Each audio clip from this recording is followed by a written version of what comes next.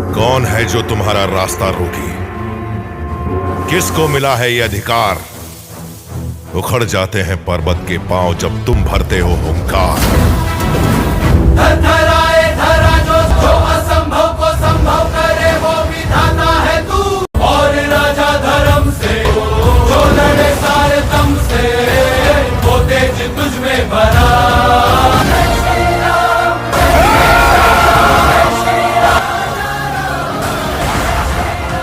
पाप कितना भी बलवान क्यों ना, अंत में जीत सच की ही होती है। बोलो। तो गुरुजी मैं ये कह रहा था 5 अगरबत्ती 5 दीपक सरसों के तेल के जलाने हैं ना। हाँ। ठीक है। और रुद्राक्ष की माला है मेरे पास, उसे उसे गंगा जल से धोके उससे जाप शुरू कर दूं क्या गुरुजी? चलेगा। अच्छा गुरुजी समय क्या रहेगा, शाम को या रात में? रात में 9 के बाद। 9 के बाद। अच्छा ये भैरव जी का मंत्र है गुरुजी? इसमें अनडायरेक्टली भैरवी है।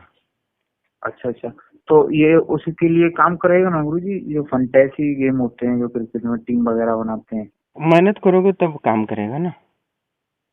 हाँ मेहनत तो करूंगा मैं गुरुजी। हाँ तो 41 दिन का जब करो अनुष्ठान। अच्छा फिर वो मतलब ब्रह्मलोक आश्रम की शक्तियों के लिए समर्पित कर देना है गुरुजी, ये ना? हाँ ठीक है कर दूंगा गुरुजी। कब से करना है? आज से शुरू करो। ठीक है गुरुजी मैं आज से शुरू कर दूंगा। अच्छा गुरुजी एक बात और, आप बता रहे थे ना वो योग बन रहा था शादी वादी का, हाँ उसमें कुछ आए थे आज देखने वाले थे कुछ, तो गुरुजी क्या सही रहेगा ये क्या अभी से करना? क्योंकि अभी मेरी जॉब मतलब 2 साल तक तो कन्फर्म ही नहीं होगी वो। कंफर्म है नहीं? ट्रेनिंग होता यानी है क्या कि 2 साल का? हाँ 2 साल के बाद परमानेंट होती है। हम्म। 2 साल तक परमानेंट नहीं होती, तो अभी करना ठीक भी नहीं लग रहा मुझे। ऐसा थोड़ी ना होता है कि अब पैसा शादी करते तो खर्चा एकदम से बढ़ थोड़ी ना जाता। नहीं फिर शादी भी तो जल्दी कर लेनी चाहिए भाई। वैसे तो मेरे ख्याल से तो शादी 20 साल में कर लेनी चाहिए।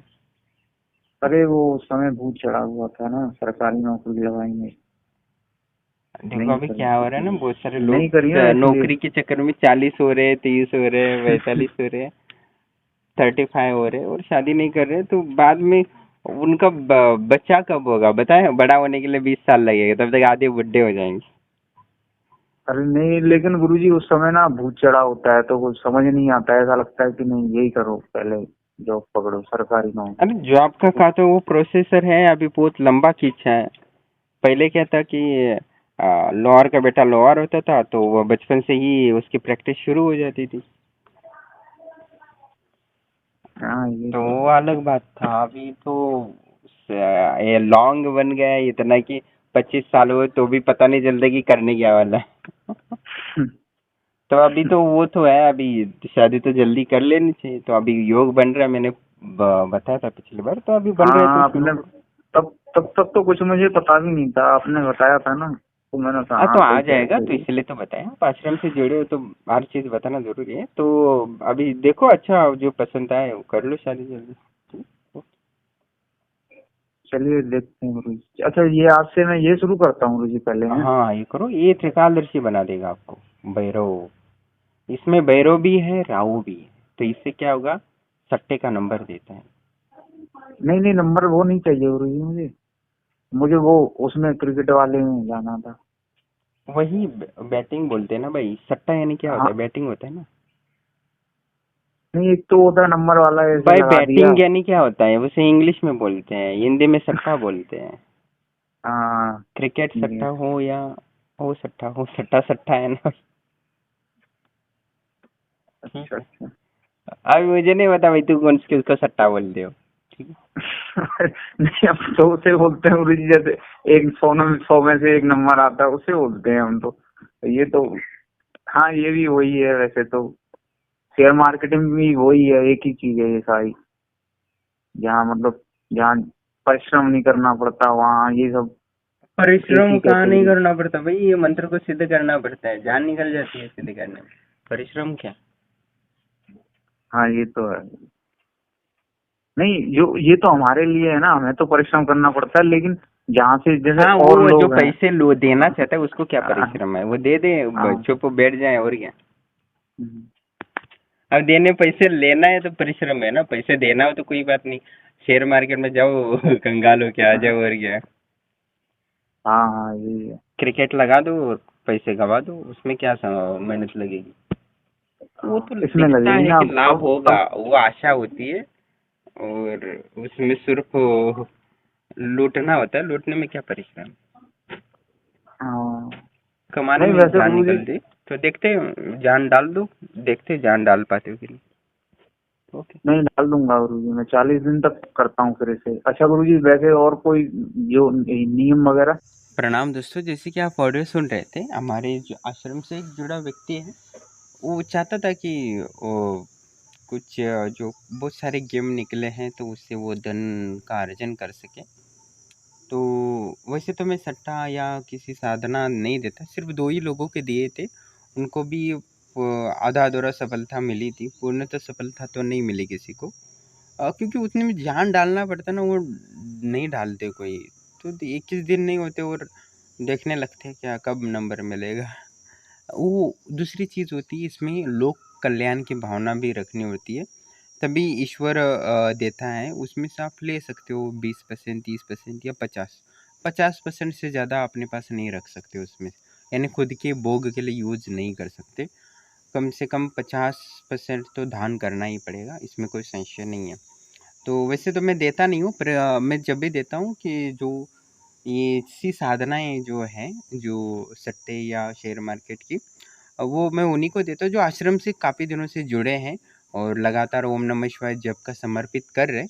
तो काफ़ी जब समर्पित करते हैं तभी मैं एक गुप्त मंत्र वगैरह देता हूँ। जैसे इस मंत्र में राहु और भैरव जी का दोनों ही अंश हैं, और ये दोनों ही ऐसे कार्यों में जल्दी सफलता देते हैं। और बहुत सारे लोग शेयर मार्केट में भी इन्वेस्टमेंट कर रहे हैं, बहुत सारे ऐड आते चल रहे हैं, लोग इन्वेस्टमेंट करते हैं और पैसे डुबो देते हैं। बिना तैयारी के कहीं भी जाओगे तो लॉस ही होता है, इसमें कोई संशय नहीं है। तो आप देवी शक्ति बढ़ाओ और उसके बाद इसे शेयर मार्केट या ये गेम वगैरह होते हैं उसमें आप जाएँगे तो आपको सफलता मिला सकती है, नहीं तो नहीं मिलती इसमें सफलता। शेयर मार्केट का भी मैंने बहुत सारे लोगों को सिखाया, और बहुत सारे लोगों ने उससे पैसे भी कमाए और सारा पैसे अंतिमतः डुबो भी दिए। यानी एक व्यक्ति था, उसको मैंने सिखाया था शेयर मार्केट का ट्रेडिंग, या इंडिकेटर्स वगैरह सब दिया था। अभी भी कुछ लोगों को दे रहा हूँ जो आश्रम से जुड़े हैं वास्तव में। तो उनको मैं सिखा रहा हूँ, तो उन्होंने क्या किया कि पहले जो इनकम हुआ, हाँ बहुत प्रॉफिट हो रहा है, प्रॉफिट हो रहा है, प्रॉफिट हो रहा है। तो यानी 10 बार वो प्रॉफिट होता है, तो आपको कुछ नियम होते हैं, उस नियमों का भी पालन करना होता है। तो अहंकार आ जाता है, अभी का लॉस होगा, ये तो काम करता है। और उसके चक्कर में उन्होंने वो फिर से वो सब पैसा डाल दिया और सभी एक ही दिन में उड़ा दिए सारे।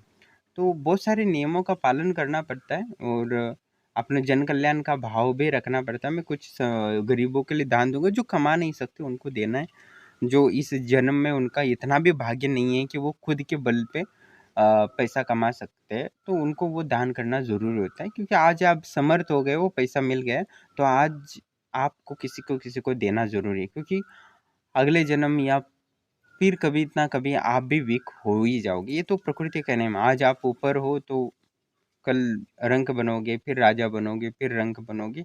ये कार्य चलता रहता है और ये कई जन्मों तक होता रहता है। वैसे आप एक जन्म में भी अनुभव करते हैं, कोई एकदम रंक हो जाता है या कोई राजा बन जाता है, तो एक ही जन्म में भी कोई अनुभव कर लेता है।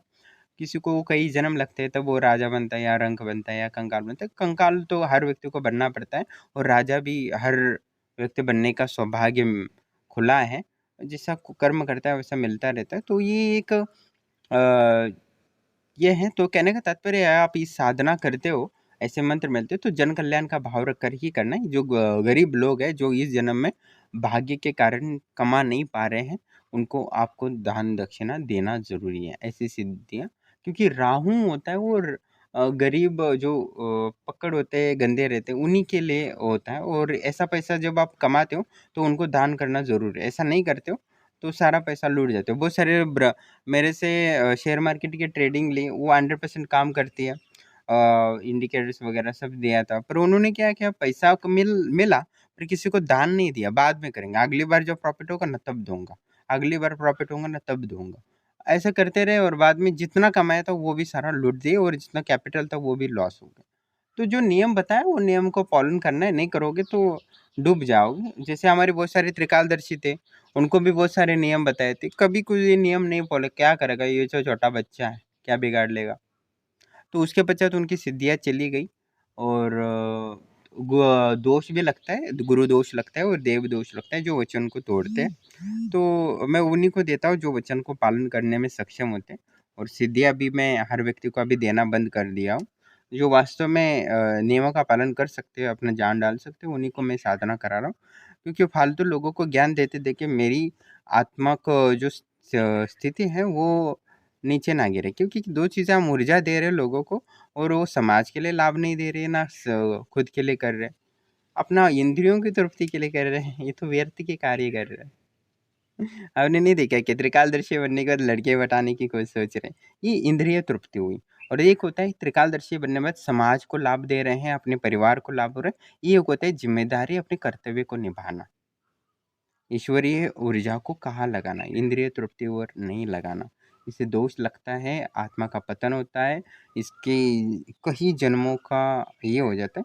इसमें लाभ किसका होता है? लाभ प्रकृति का होता है, उस साधक को नीचा गिरा देती है। और प्रकृति नहीं चाहती कि कोई भी व्यक्ति अमीर बने या विद्यामान बने, वो चरित्रवान बने। सबको चरित्रहीन बनाना प्रकृति का कार्य है और वो करती रही है जिससे कि संसार आगे चलती रहे। क्योंकि आप पाप नहीं करोगे तो गाय भैंस या कुत्ते गधे कौन बनेगा। तो ये बहुत ज़रूरी है प्रकृति के लिए, तो इसलिए वो नीचे गिरे रही है और आपको मुक्ति की ओर जाने से रोक रही है। तो ये एक बड़ा गेम है और उसमें सफल होना का हर व्यक्ति का जिम्मेदारी होती है, नहीं तो दुख, अपार दुख का कारण बन जाता है। आप देखे होंगे बहुत सारे, आप महसूस नहीं करते क्योंकि आप प्राणियों को, पशु पक्षियों को अपने आप से अलग मान जानते हो, इसलिए उनका दुख दर्द आपको महसूस नहीं होता है। ऐसा नहीं कि वो भी सुख नहीं रहते, उनके जीवन में भी सुख आता है, उनके भी बच्चे होते हैं, वो भी आनंदित होते हैं, उनके भी खाना मिलता है अच्छा अच्छा, वो भी खुश होते हैं, वो भी बड़े होते हैं, हाँ, आसमान में घूमने मिलता है, वो भी मज़े लेते हैं, तो दुख भी आता है। तो सुख दुख हर व्यक्ति में है और पशु पक्षी या पेड़ पौधे और इंसानों में। तो ये कोई संसार अलग नहीं है और ये के साथ स्वर्ग में भी दुखी है, वहाँ भी सुख की सुविधा है। तो वहाँ जो ज़्यादा पुण्य किए तो उनको ज़्यादा सुंदर वाले अप्सरा मिलती है, जो कम पुण्यवान होते हैं कम सुंदर वाली। तो वो क्या कम सुंदर वाले अप्सरा मिलती है तो बड़े वाले यानी सुंदर अप्सरा जिसको मिली है ज़्यादा पुण्य के कारण, उसको वो जलता रहता है, वो हृदय में जलता रहेगा। तो ये बहुत अलग ही बात है, ये भ्रमित करने वाले वास्तव में झूठी है। और मैंने एक बार ये थर्ड ऐसे जानने की कोशिश की है, आतंकवादी जो है मरते हैं भगवान के नाम पर तो उनको क्या मिलता है? तो मैंने ध्यान में देखा तो मुझे ऐसा बहुत अलग ही आकाश में एक लोक है, वहाँ एक सूअर है, वहाँ खाने के लिए बहुत कुछ है और इंद्रिय भोग के लिए यानी संभोग के लिए भी बहुत सारी सुविधाएँ हैं ऐसा। यानी 72 ऊर बोलते हैं, वह सूअर के रूप में मुझे दिख रहे थे। यानी ये एक भ्रमित रूप है, कुछ साल तक वहाँ रहते हैं पर आत्मा का उसमें कोई लाभ नहीं होता, आत्मा का ही कोई उन्नति नहीं होती। वहाँ सिर्फ़ उन्हें भगवान के लिए जान दे दी, तो उसके फलस्वरूप उनको वो लोक मिला और वहाँ सिर्फ़ खाने के लिए है, भोग के लिए कितना भोगेगा, कितना ये करेगा। पर वास्तविक जो आत्मानंद है, परमानंद है, वहाँ से वो दूर चला गया अभी। वो कई सालों तक वही भोगता रहेगा, ये भ्रमित वाला है, ये नाशवन है और ये एक प्रकार का माया जाल है, जो कितना भी इंद्रिय तृप्ति करो, वो कुछ नहीं होगा। उसके बाद वो आतंकवादी समझो कि वह सूअर के लोक में चला गया और वह भोग किया, बहुत सारा वह सुविधा उपलब्ध है। बाद उसके बाद वही संस्कार रहता है, वो नीचे आता है फिर इंसान बने तो भी वही करेगा। तो वो संस्कार बने रहते हैं, इससे आत्मा की दुर्गति ही होती रहती है और वो निचले स्तर पे जाता है और कभी भी उस परम आनंद या आत्मानंद कर नहीं बढ़ता। वो अपनी इंद्रियों, मानसिक और शारीरिक पीड़े यातनाएँ झेलता रहता है, उसके सुख भोगता रहता है। तो ये अलग ही मायाजाल है, इससे हमें दूर रहना चाहिए और अपने आत्मानंद की ओर बढ़ना चाहिए। अभी मैं लोगों को सट्टा ही साधना दे रहा हूँ और आत्मानंद का ज्ञान दे रहा हूँ। कहने का तात्पर्य है, वो अलग लेवल होता है, ये अलग लेवल होता है। अपने आप को ऊँचा लेवल पे जाने की कोशिश करना चाहिए। मेरा कार्य है लोगों को साधनाएँ देना, जैसा चाहिए वैसा माँगते हैं, वैसा मैं देता हूँ। जब वो उतना समर्पित करता है आश्रम के लिए जब या समय देता है, तो मेरा कर्तव्य बनता है और मेरा और मैं देता रहूँगा बहुत बड़ी-बड़ी साधनाएँ या गंदी से गंदी, मलिन से मलिन सिद्धियाँ भी मैं करा रहा हूँ। तो ये मेरा कार्य है और मैं ये करता रहूँगा क्योंकि मेरा धर्म है लोगों को साधनाएँ कराते रहना, समाज के लिए उपयोगी ऐसा कार्य कर सके। बस मैं वचन लेता हूँ समाज के लिए कुछ करना है, बाद में वो नहीं करता वो उसकी ज़िम्मेदारी, वो नहीं करता, उसका जो परिणाम है वो प्रकृति देती है वचन तोड़ने का, बाकी वो देख ले। और मेरा कार्य था मैं दे ही रहा हूँ और बहुत सारे लोग रोकते हैं, आप इतनी सिद्धियाँ दे रहे हो, नुकसान होगा, देखते कितना तक नुकसान होता है। अभी कुछ लोग ये भी बोलते हैं, तो आप इतना सट्टा वगैरह साधना दे सकते हो तो खुद ही कर लो ना, खुद ही पैसा आ जाएगा। आपकी आवश्यकताएँ अलग हैं, मेरी आवश्यकताएँ अलग हैं। मैं आत्मानंद में हूँ, आपको इंद्रिय आनंद की लेने की ज़रूरत है। तो आपकी आवश्यकता क्या अलग होती है, कोई इंटरेस्ट की ज़रूरी, जैसे ये साधक है, वो सिर्फ़ वैसे करना चाहता है, उसको धन की लालच नहीं है। तो बस करना चाहता है, कुछ उसे मिलता है तो समाज के लिए देता है, ये खेल है और हर खेल का आनंद लेना चाहिए। तो देखते हैं साधक सफल होता है कि नहीं होता और कितना पैसा कमा लेता है। समाज के लिए कुछ करेगा ही कि सारा पैसा गटक लेगा, देखते हैं क्या करता है।